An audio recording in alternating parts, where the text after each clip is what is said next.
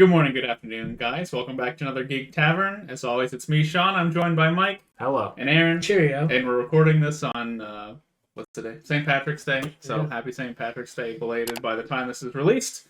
But enough about that. We're here to talk about Darkest Hour, Aaron's recommendation for us this week. Yes, Darkest Hour is a 2017 film starring Gary Oldman as Winston Churchill, and the movie follows his rise to power and rallying all of Parliament behind his war effort to stop the Nazis and his opposition. Yes. This is very much a drama versus any type of actual conflict / action. It's not like a war movie. Yeah, it is a war movie. I mean, it is. It's the drama behind the action. If you want the action, go watch Dunkirk, and you'll be easily as bored.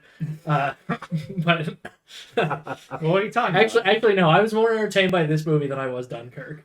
I just have to recommend Dunkirk for next week. Because that's what the majority of this film is about, is the conflict of all of these English soldiers being trapped, I don't know exactly where, some island, and then the citizens of Dunkirk have to ferry them off that island to the mainland of Britain. I thought it was Dunkirk Island. Well, or like the beach of Dunkirk. It's the port of Dunkirk. Okay. And or else they'll be smashed to smithereens by the Nazi forces. I mean, they're literally surrounded Yeah. as Winston shows. I forget her name. Yeah.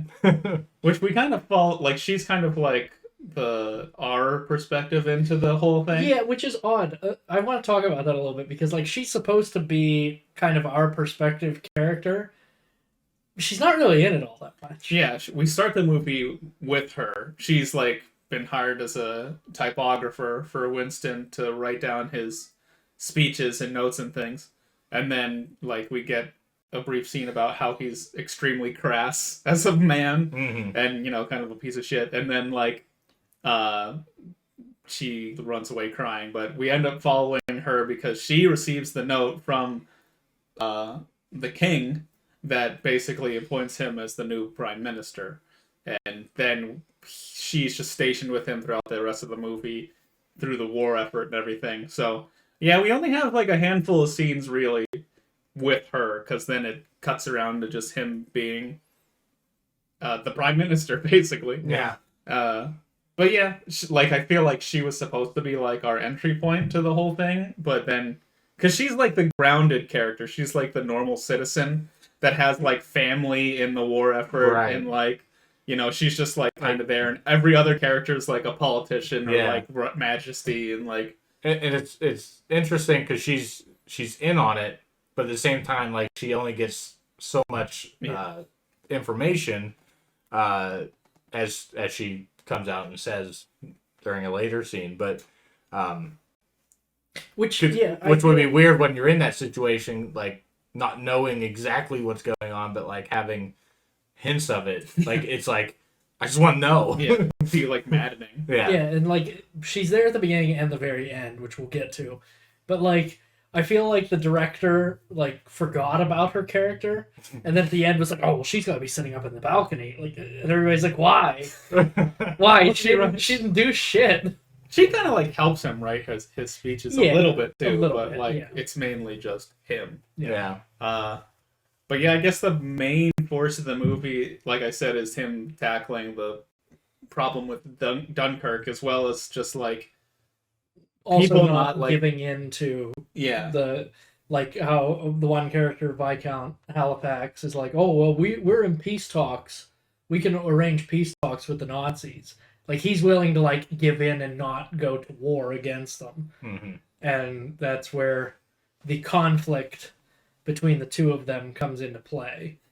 Like they don't hate each other, like they're both somewhat civil. Yeah, but Winston is also on the side of, I'm not going to allow us to just be bullied into existence.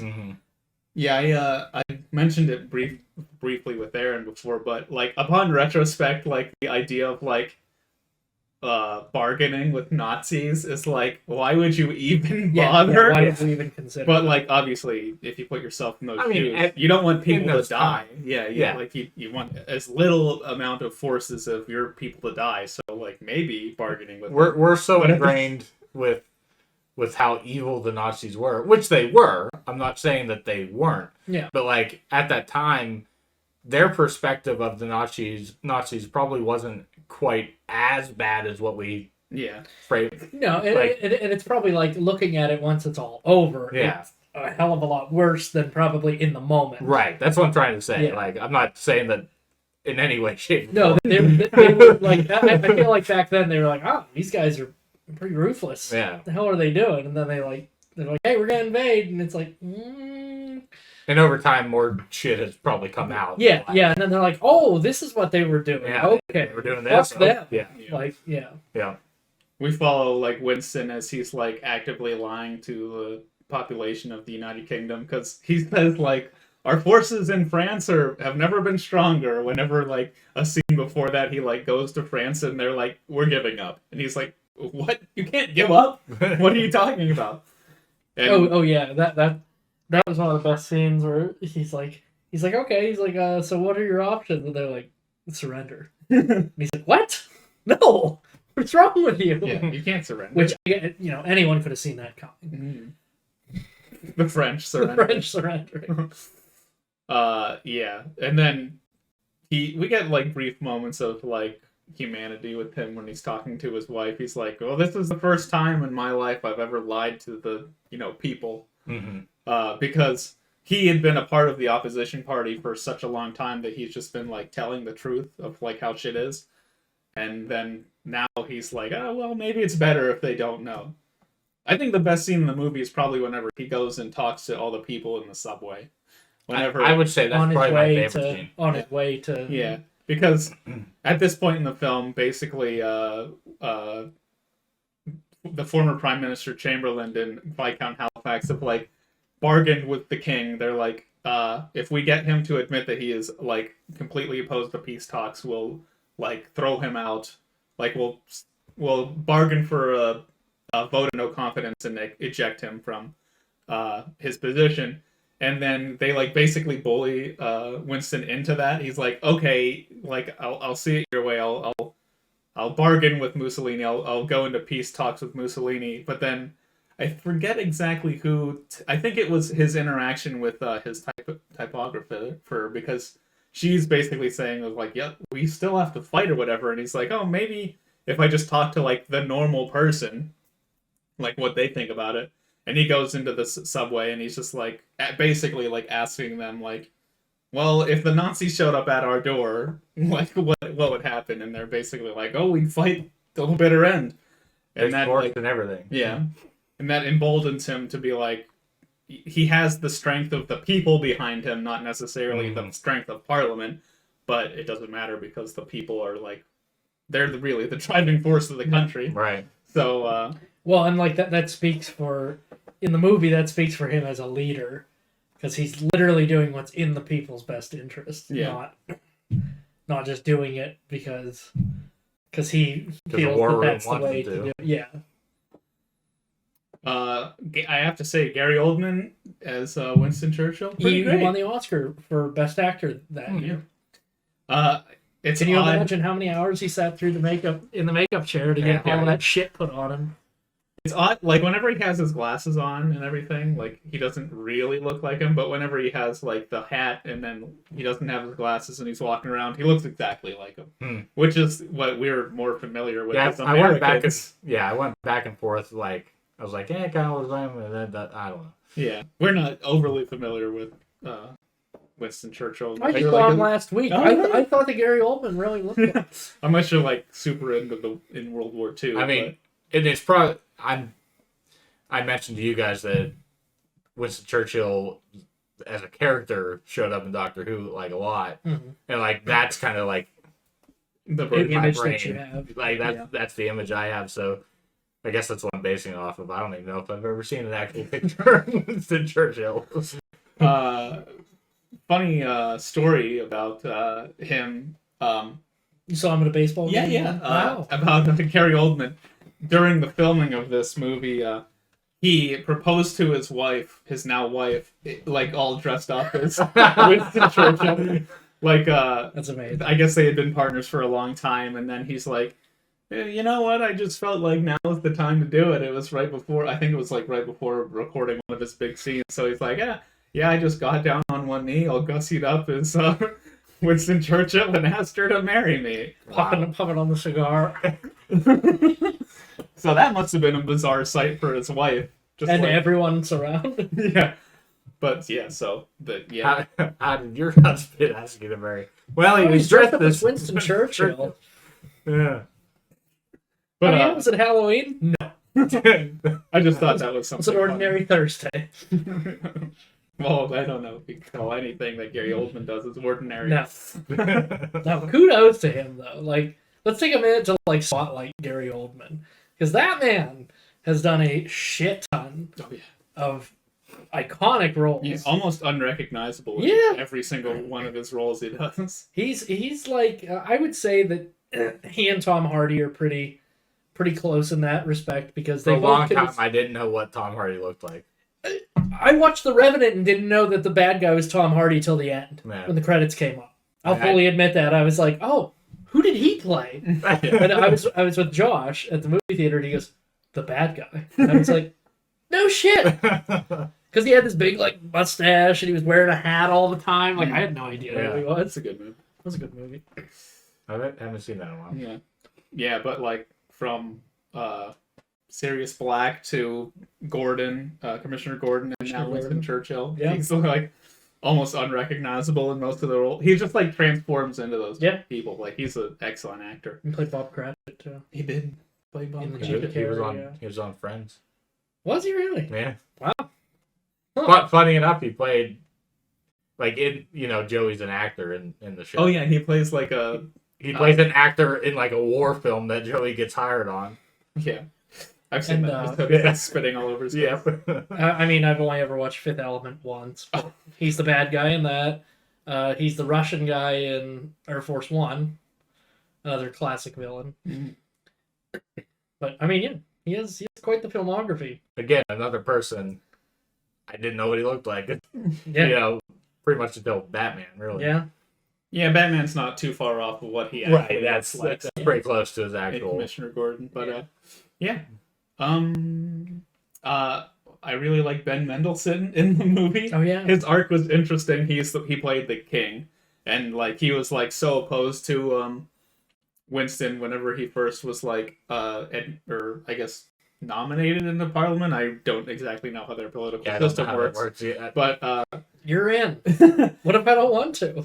But he's like opposed to him from that point on for like a long time, up until it becomes clear like the Nazis are like at England's doorstep, and he's like, people are like, you should exile yourself into Canada and roll from there, and obviously the perspective of a king, it's pretty weak if you flee the country that you're supposed to be ruling and rule it from a separate country.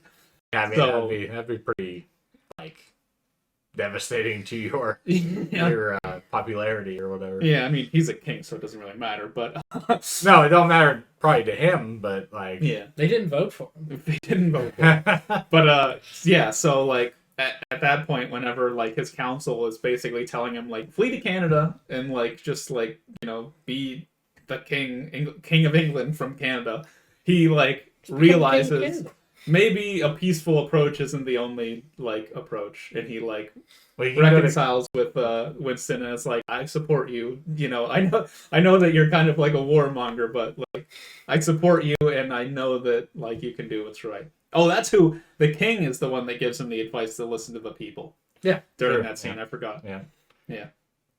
Well, if he went to Canada, he could have got all his horses together and pulled the tanks across. Oh yeah.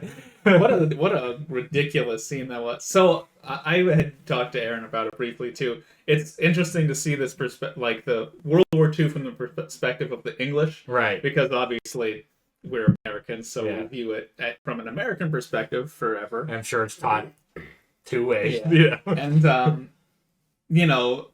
hearing like FDR on the phone, basically blowing Winston Churchill off. Yeah. Like I don't know how many years before America, and like only a year before America decides to enter into the war. Yeah. It's funny. He's basically like, well, sorry, some trade agreement forbids us from giving you the planes that you had bought. Any military exchange or tank. Something. And he's basically like... Yeah, because he wants ships.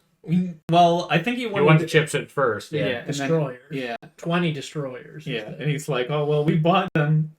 They're ours. We bought them using the money that we borrowed from you, which is kind of funny. But, yeah, and then, just like, FDR was just like so non-negotiable. He's like, well, you can get some horses and pull them, or whatever the fuck. We'll just park them close to the border. You can pull them across the border. Yeah, we'll put them in neutral, and you can slide them across the border. They do have wheels. Yeah, it's just like, well, they have he tracks. said that. He said that. Oh yeah, they do have wheels. So that was such a weird scene. It was and weird. Winston's just like defeated. He's just like,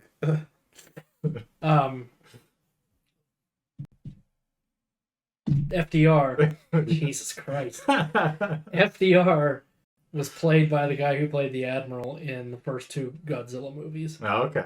Because like I heard his voice and I was like, is that Admiral Stenz? And I looked it up and I was like, it is. Wow. But yeah. Yeah, there was a thought. I forget what it was. David Strathairn, which is strange because he would look like FDR if they put the glasses on him and everything. So it's like, why just for the phone call? You could have had anybody be the phone call. True. You could have stuck, I don't know, Mike Myers behind the microphone. He could have just been like doing an FDR.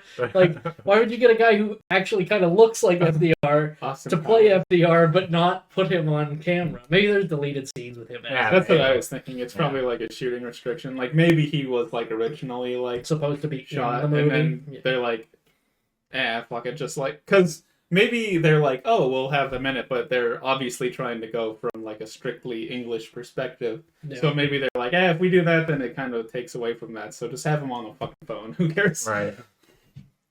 Yeah, that's like the beginning of his descent into being like, fuck, what do I do? Yeah, he was very distraught. I can't remember her name. The girl that plays. I don't know the character's name. the typographer. Yeah. We're just gonna call her the typographer. I saw her name like in the description. We're gonna call her Rebecca. Anyway, what I'm trying to say is like I knew her name, like I recognized her name, and I've seen her in other things. Sorry, it's gonna bother me. Well, I know. Yeah, my phone's over yonder. Was that the end of the thought? You just I was just gonna say like. It was cool to know who that was. Yeah. Rebecca. Rebecca. I think it's Lucy something. Yeah.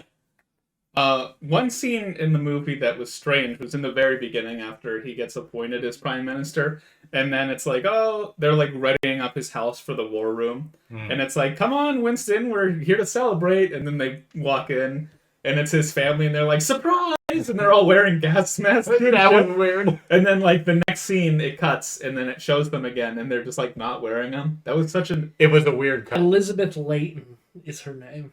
Really? Yeah, Elizabeth. Not Rebecca. Oh. Darn. Upsetting. Well, maybe I read the wrong name. That was the character name, not the actress name. Oh. What's the actress's name? Lily James. Yes. That name. Who plays Pam Anderson in that new Hulu show, Sebastian Stan. I know her name. Like, I recognize her name, and I can't think of what I know her from. But I didn't know her from anything. She was in something.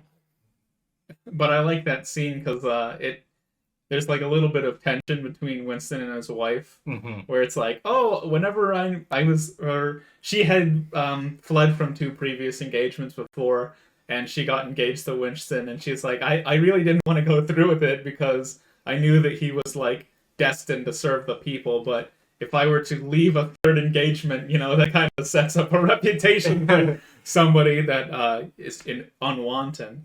But she's like, I knew that you were meant to serve the people from the moment I married you, and that's something that I settled with myself.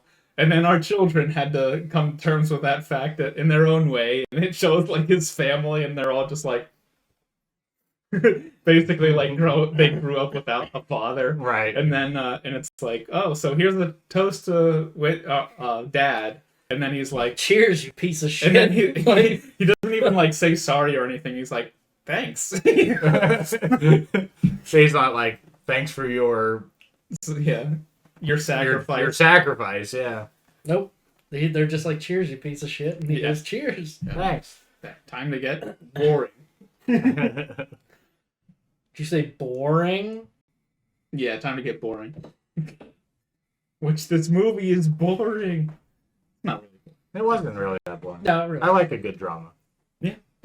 I'm also somebody that when it keeps my attention. Yeah. Absolutely. like I didn't continue with it, but like I think I watched the first 2 seasons of The Crown, which this reminded me a lot of, obviously because it's set up in Europe or whatever. But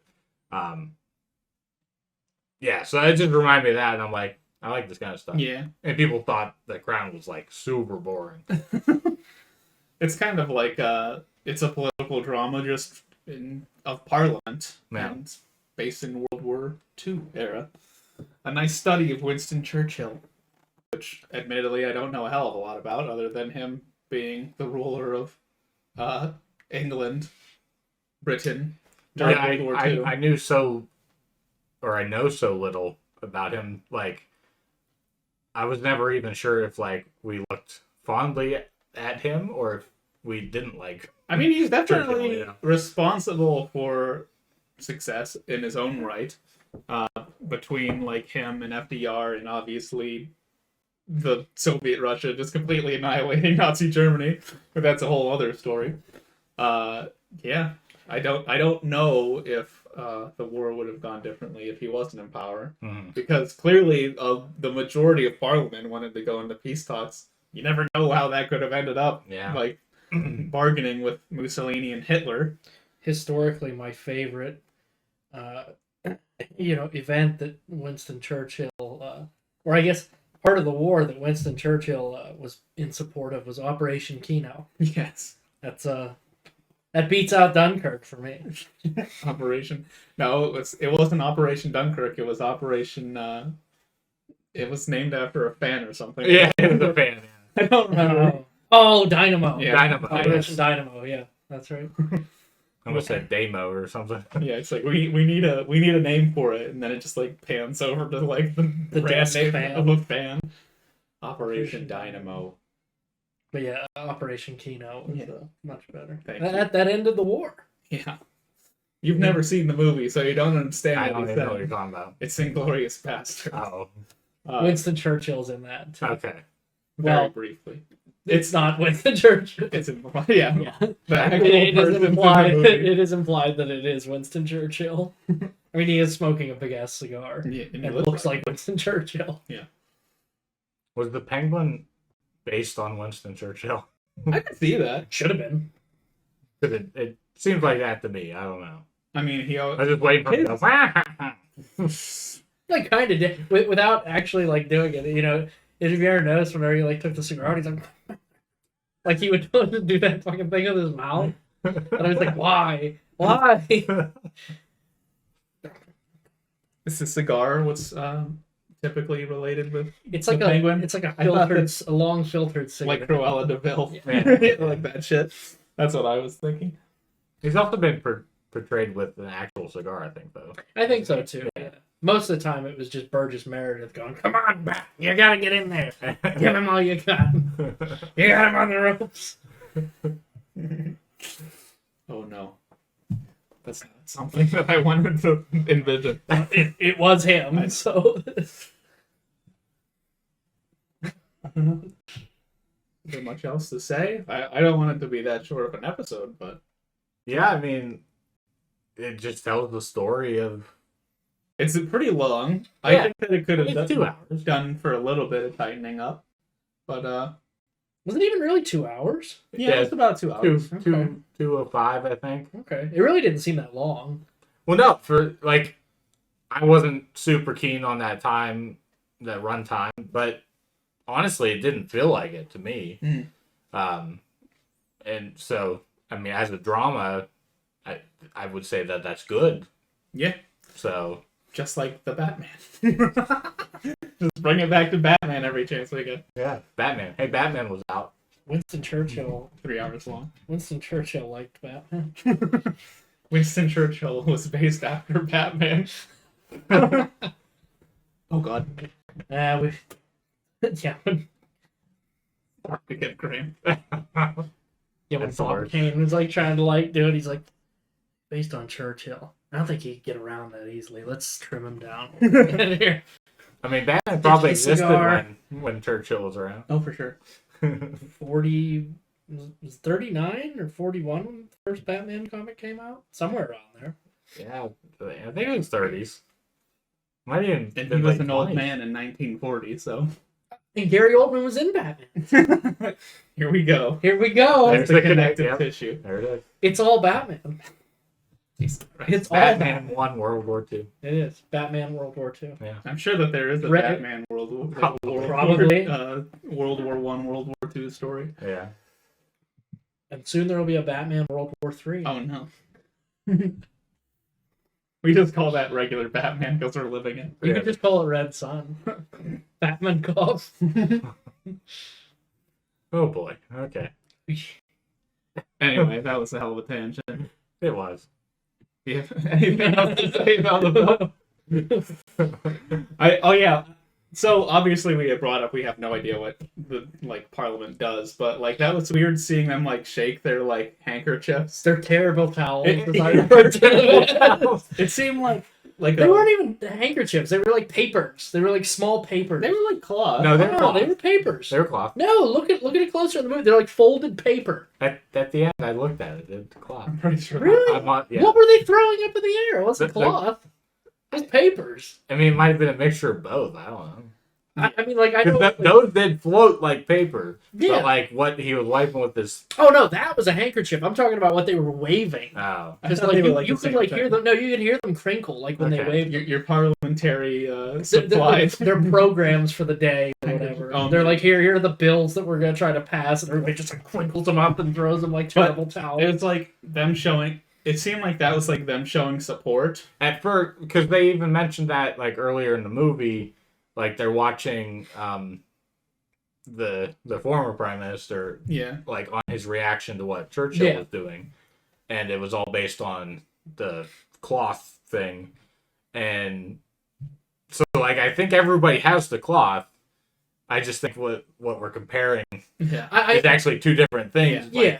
I think that they're cheering at the end and throwing papers, but the cloth was just right before that. The handkerchiefs, especially in that culture and that time, everyone had one. Right. Everybody had one. They were Yeah. always tucked in a pocket or something.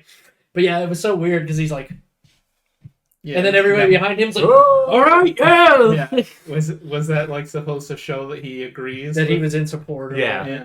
If And then they if he just puts it away, it was he doesn't Okay. yeah. approve or whatever. Yeah, he's not vehemently agreeing with him, Right. but he's not directly opposed. Yeah, he's Neville, yeah Neville his Chamberlain. his whole thing's subtle. Yeah, he at that point he had realized that he Was gonna rallied everyone. Well, but he rallied everybody for the cause. Hmm. So he was like, you know what, he's right. But he wasn't going to stand up and be like, Winston, you're right, I was wrong. I'm going to be dead in 6 months. Five. No, yeah, it was fine. Poor Neville Chamberlain. Anyway, Poor Wilt Chamberlain. poor Will Chamberlain. Anyway, that's the review, I suppose. Time for our ratings of this World War II drama. I'll go first because it feels weird if the person that picked it goes first. I'll give it 7 out of 10. It's a good watch. I'm gonna base the 7 on am I ever gonna go back and watch this? I'm probably not. It's kind of a one and done thing. But it didn't wow me. But I didn't hate it either. Yeah. Like, I enjoyed my time with it. So I think a strong 7 out of 10 is appropriate. I'm going to say 7 out of 10 as well. Like you said, I like the movie. Am I ever going to go back and watch it? Probably not. If, like, maybe I'll get the itch to go watch it sometime and sit down and watch it, maybe part of it, but yeah, I don't really see myself running back to watch the movie again. I don't watch cable, but if I did watch cable and it was on TV, I'd watch it. Yeah. And Gary Oldman's performance alone, I think, is justification for the score. So yeah, I'm gonna echo 7 out of 10. It's a good watch. It's a good drama. If you're a fan of World War II era movies, this is a good movie to watch for the other side of World War II. Is you're not in the heat of battle, you're not in the action. It's what's going on behind the scenes, the decisions leading up to it, and all that. right. Yeah, it's pretty good. Gary Oldman's performance, like you said, is great. But this isn't something that I could see myself scrolling through Netflix and going, "Oh, Darkest Hour," and just watch it for fun. Yeah, there's it comes with a heavy price tag, that being 2 hours long. Well, it's hard to just like pick a 2 hour long movie. And I just don't want our words to be like, you know, if we scroll past it and you haven't seen it, I don't want us to seem like it's like, don't watch it. Like, definitely watch it. No, yeah, definitely watch it at least once. Yeah. I mean, definitely watch it once. Not at least. You don't have to watch it anymore. All right, there we have it. Our spoiler discussion of Darkest Hours. We have another recommendation coming for you from me this week, and I talked to Mike and Aaron about this before recording, and I don't think either of us gave you an you answer. didn't, but I came to the conclusion that we just had a drama, and my other movie that I was going to choose is pretty much just a drama, and we've never really had the opportunity to talk a movie in a way that I think we're going to talk about this one. So my recommendation is going to be Llammageddon. Oh my fucking god. It's a free movie that you can watch on Amazon Prime, and yeah, that's what I'll just say. Oh boy. So I can't wait to talk about it. Well, why don't you just tack on Santa Jaws too? No, I don't think or so. Velocipaster, for Christ's sake. Is this like Sharknado? Yeah, worse. Yeah, worse. I mean, yeah, because Sharknado was popular. It's not a very well constructed movie, I'll say that much. But I think that's the intention. Could it take the title for worst movie I've ever seen? It might. I don't think That's a pretty high title. That's Ever hear of Redneck Zombies? That's an idea. No, it's not. Exactly. That's an idea that we should do, like a bracket of the worst movies that we all have watched, and we pit them against each other. Yeah. Well, guys. It might be a list that's hard. We'll call it best of the worst. Best of the worst. Hold on a second.